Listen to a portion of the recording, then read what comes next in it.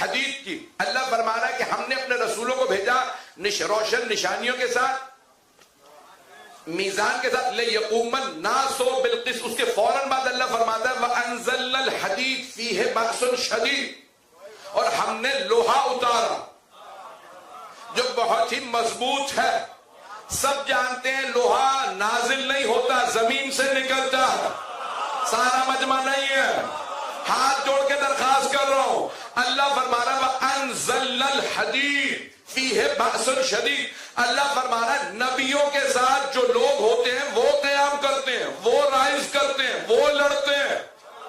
اس کے فوراً بعد اللہ کہتا ہے ہم نے لوہا اتارا ہے. لوہا اتارا نہیں جاتا, لوہا زمین سے نکلتا ہے. جیسے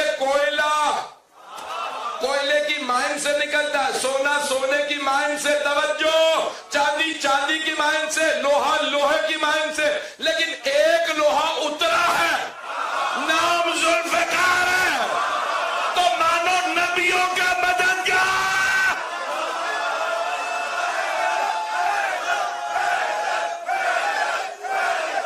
پوری دنیا میں میرا چیلنج ہے, جہاں جہاں علم پہ پنجہ ہوگا ہمیشہ کھلا ہوگا, کبھی بند نہیں ہوگا. آپ جانتے ہیں یہ ہاتھ کیوں ہے, پنجہ کیوں ہے؟ کیونکہ جناب عباس کے ہاتھ قلم کیے گئے تھے. عزیزان گرامی پوری دنیا میں چیلنج ہے کہ پیش کر رہا ہوں. عزیزان گرامی جب جنگ شروع ہونے لگتی ہے نا تو دونوں فوجوں کے پرچم بلند ہوتے ہیں. Before the battle both of the flags are risen. دونوں کے بینرز بلند کیے جاتے ہیں, علم پرچم بلند کیے جاتے ہیں دونوں فوجوں کے. لیکن جب جنگ ختم ہوتی ہے تو صرف فاتح کا پرچم بلند ہوتا ہے, شکست کھانے والے کا نہیں. The one who loses the battle, ان کا کہیں پہ فلیگ بلند نہیں ہوگا. The one who wins. عزیزان گرامی پوری دنیا میں حضرت عباس کا پرچم بلند, مجمع نہیں ہے. عزیزان گرامی کسی بھی مسلمان غیر مسلم سے پوچھئے بتاؤ یزید کا پرچم کیسا تھا, کوئی نہیں بتا سکے گا. پھر کہو بتاؤ حسین کا پرچم کیسا, ہر آدمی کہے گا عباس کا علم. اس پہ پنجہ کھلا ہے, یعنی آج بھی کھلا ہاتھ دعوت دے رہا, جو بیعت حسینی کرنا چاہتا ہے آ جاؤ, ہاتھ کھلا ہے, بند نہیں ہے. کربلا آج بھی زندہ ہے, مری نہیں.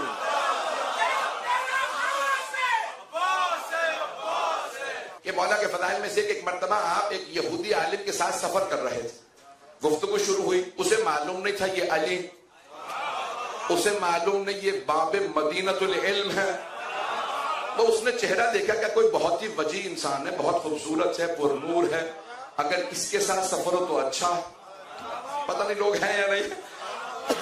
ساتھ ساتھ سفر شروع ہوا. سفر کرتے ہوئے دریا آ گئے. جب دریا آیا تو اسے اندازہ تھا یہ بھی عالم ہے. ایک مرتبہ کہا دریا پار کر کے دکھائیے. وہاں ناؤ نہیں تھی, کشتی نہیں تھی, بوٹ نہیں تھی, فیری نہیں تھی. کتنے الفاظ بتاؤ. ایک مرتبہ کا دریا پار کیجئے. مولا نے کہا پہلے تو پار کر پھر میں. توجہ دیکھیں, مولا جب ہدایت دینا چاہے, سکھانا چاہے, جیسے ہی اس نے ایک مرتبہ اشارہ کیا پانی پہ چلتا ہوا پار چلا گیا. پھر خوش ہونے لگا, کہا کہ اب آپ کی باری ہے, پار آئیے. مولا نے اشارہ کیا, پانی منجمد ہو گیا, فریز ہو گیا. مولا پار گئے, وہ قدموں میں گرا. کہا آپ کون ہیں, آپ بتائیے پڑھا کیا. مولا نے کہا پہلے تو بتا تو نے کیا پڑھا تھا. کہ ہمارے علماء بتا کے گئے توریت میں لکھا ایک آخری نبی آئیں گے, ان کا ایک وصی ہوگا, نام علی ہوگا. ہم توریت کے عالم علی کا واسطہ دے کے پانی پہ گزر جاتے ہیں. مولا نے کہا ارے اس نے پوچھا آپ بتائیے, میں نے تو علی کا نام پڑھا تھا, گزر گیا, آپ بتائیں آپ نے کیا پڑھا. کہ جس علی کا تو نے نام لیا وہ میں ہوں.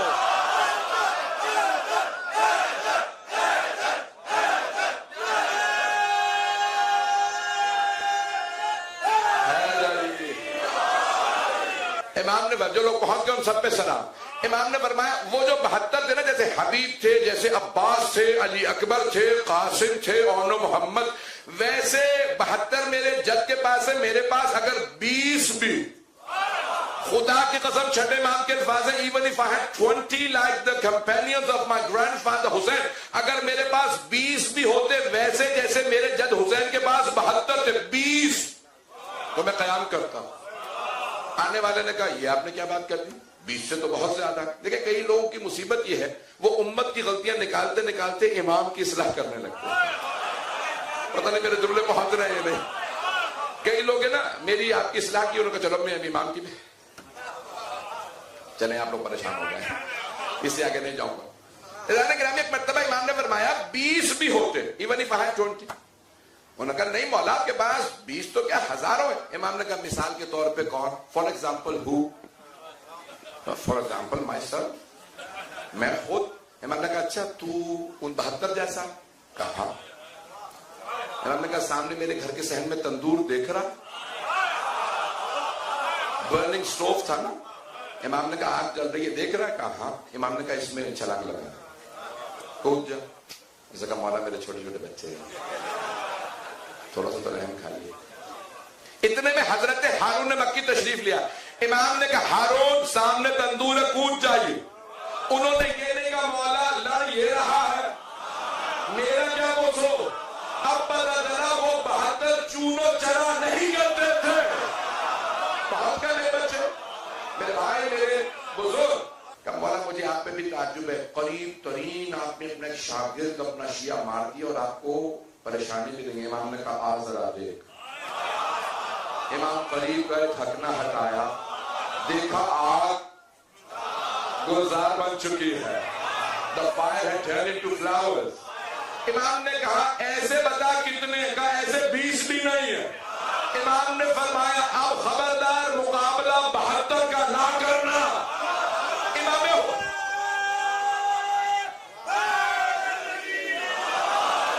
امام حسین کے پاس 72 تھے, 12ویں امام کو 313 چاہیے. کیسے؟ ان 72 جیسے. پتہ نہیں میرے جملے پہنچے یا نہیں. جو پیچھے مڑ کے سوال نہ کرے, جان دینے کو تیار ہو. آپ کی زبان میں کہو مولا کو تندوری شیعہ چاہیے. تندوری سمجھ رہے ہیں, بغیر سوال کیے تندور میں کود گیا. اب میرے جملے پہنچ گئے ہیں, توجہ فرما رہے ہیں زندہ گرامی. عزیزان گرامی عام افراد نہیں, ہم لوگ سپاہی ہوں گے. یہ 313 جرنیل چاہیے, شاید ابھی بھی نہیں پہنچے ہیں. عزیزان گرامی ہم سب سپاہی ہوں گے, امام کو 313 جرنیل چاہیے. Generals 313 generals, not soldiers. We are all soldiers, he needs generals. پتہ نہیں مجمع ہے یا نہیں ہے. امام زمانہ پوری دنیا میں حکومت کریں گے, 313 جرنیل چاہیے. جرنیل وہ بھی عام لوگ نہیں, اپنے لشکر کے لیے. امام کا معیار اتنا بلند ہے کہ اللہ نے کہا سب کو ایک ایک جرنیل چلتا تھا. پتہ نہیں لوگ ہیں یا نہیں. مولا علی نے کہا مالک اشتر کافی ہے. امام زمانہ کہیں گے ساری دنیا میں 313. آقا وحید خراسانی کی تقریر ہے, ایران میں ایک مؤسسہ بنا ہے, اسپیشلائزیشن آن دی 12th امام, مہدویت کے اوپر اسپیشلائزیشن کرتے ہیں. ان کا جملہ کہا یہ کیسے ہوں گے 313. کہا آپ نے فرمایا کہ حدیث میں ہے ایک ایک کے پاس تلوار ہوگی اور ہر ایک کی تلوار میں 1000 اللہ کے نام ہو. یہ جو جرنیل ہوں گے کہ ہر ایک کے پاس طی الارض ہوگا, وہ یہاں سے چلیں گے فوراً کربلا پہنچ کے زیارت کریں گے. ایک ہی رات میں وہاں سے نجف جائیں گے, مشہد جائیں گے, زیارت کر کے رات میں واپس بھی آ جائیں گے. آپ تو پریشان ہو کے سن رہے ہیں. جس کے 313 ایسے ہوں, سوچئے وہ امام کیسے ہوں گے.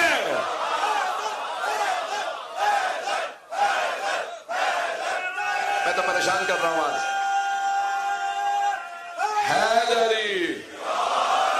حیدری گرامی جن کے لیے پیغمبر نے فرمایا ان کا ہاتھ میرا ہاتھ, اور اللہ کہہ رہا ہے میرے حبیب آپ کا ہاتھ میرا ہاتھ. یعنی دوسرے الفاظ میں یوں پیش کروں کہ ان 14 کا, ان 12 کا ہاتھ پیغمبر کا ہاتھ, پیغمبر کا ہاتھ اللہ کا ہاتھ. ستار العیوب ہے, عیبوں کو چھپانے والا, گناہوں کو چھپانے والا. میں نتیجہ دینے لگا ہوں, اسی پہ تمام کر دوں گا, آج میں پڑھنے کی طاقت نہیں.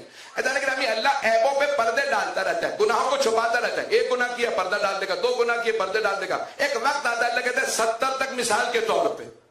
میں نے پردے ڈالنے تھے. کئی لوگ کہتے ہیں میں نے اتنے بڑے بڑے 70 گناہ کیے کچھ نہیں ہوا, چھوٹا سا گناہ کیا ایکسپوز ہو گئے. تو پتہ نہیں کچھ لوگ پہنچ رہے ہیں نہیں پہنچ رہے. ہاتھ جوڑ کے کہہ رہا ہوں سارا مجمع میرے ساتھ رہے. تو ایسا کہ ہمیں کئی اوقات کہتے ہیں ہم نے اتنے بڑے بڑے گناہ کیے کچھ نہیں ہوا, چھوٹا گناہ کیا اتنے مسائل کھڑے ہوئے. اللہ کیا کرتا ہے, پردے ڈالتا رہتا ہے. ایک وقت آتا ہے کہ اللہ پردے ہٹا دیتا. کئی لوگوں کے عیب چھپے ہوئے تھے, غدیر میں سب ایکسپوز ہو گئے. اللہ نے کہا میں سب کو چھپاتا رہوں گا. عزیزان گرامی, شیطان بھی چھپا ہوا تھا. جب آدم کے سجدے کا وقت آیا, فرشتے ظاہر دیکھ کے کہہ رہے تھے ہم سے زیادہ عبادت کر رہا. اللہ کہہ رہا تھا میں دلوں کے بھید جانتا ہوں. اللہ دلوں کے بھید جانتا ہے. شیطان کی عبادت رد نہیں ہوئی, شیطان کی عبادت قبول ہی نہیں ہوئی تھی. کچھ لوگ پہنچ گئے ہیں. عزیزان گرامی, اللہ صرف اس عمل کو قبول کرتا ہے جو تقوی پہ ہو. ممکن نہیں ایک جو پہنچ گئے ان پہ سلام, ممکن نہیں اللہ ایک سجدے کے بدلے میں 6000 سال عبادت رد کر دے. مولا نے نہج البلاغہ میں فرمایا 6000 سال عبادت کی تھی شیطان نے. پھر مولا فرماتے ہیں یہ نہیں پتا زمین کے 6000 سال یا آسمان کے, پتہ نہیں لوگ ہیں یا نہیں. وہاں کا ایک دن یہاں کے 1000 سال کے برابر. آپ تو پریشانی چل رہا ہے. مولا فرمایا اتنی عبادت اور ایک سجدے میں رد. تو کیا ہوا عزیزان گرامی, شیطان کی عبادت قبول ہی نہیں ہو رہی تھی. سب دکھاوا تھا, ریاکاری تھی, منافقت تھی. شیطانوں کی بھئی شیطان تھا, سارے کے سارے اپنے اعمال کو چھپائے بیٹھا تھا, بتا نہیں رہا تھا میرے دل میں کیا ہے. اس کے دل میں بغض و کینہ تھا آدم کا. جو آدم کا بغض رکھے اللہ اس پہ لعنت کرے. جو فخر آدم علی کا بغض رکھے غدیر میں پتھر آئے.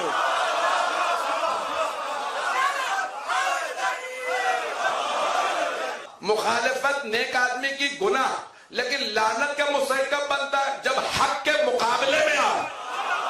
مباہلہ والے لعنت کے مستحق بن جاتے اگر سچوں کے مقابلے میں آ جاتے. ابھی بھی مجمع نہیں ہے, سارے مجمع کی توجہ. جب حق کے مقابلے میں, جھوٹ اگر حق کے مقابلے میں ہو تو لعنت کا مستحق. حارث ابن نعمان فہری نے کیا کہا, پروردگار اگر تیری طرف سے ہے تو مجھ پہ ادا, کیونکہ پیغمبر کے مقابلے میں آ گیا تھا. ایک کنکری چلی خیبر, اللہ نے پہاڑ نہیں مارا, پتہ نہیں مجمع ہے یا نہیں, پتھر نہیں گرا, ایک چھوٹی سی کنکری چلی سر میں لگی وہی ڈھیر. میں بہت سوچتا تھا پروردگارا اس پہ تو پہاڑ گرنا چاہیے تھا, علی کا دشمن تھا, لیکن اللہ نے ایک کنکری سے اسے ہلاک کیا. پھر میری نگاہوں میں خانہ کعبہ پہ حملہ کرنے والا ابرہہ آ گیا. جب ابرہہ ہاتھیوں پہ آیا تھا تو اللہ نے چھوٹی چھوٹی ابابیلوں میں چھوٹے چھوٹے کنکر بھیجے, کہا جاؤ تباہ کر دو. اب پتہ چلا کعبے کا دشمن بھی کنکریوں سے مرتا ہے, مولود کعبہ کا دشمن بھی. شاید یہ 3 شیطان مینا میں کنکریاں.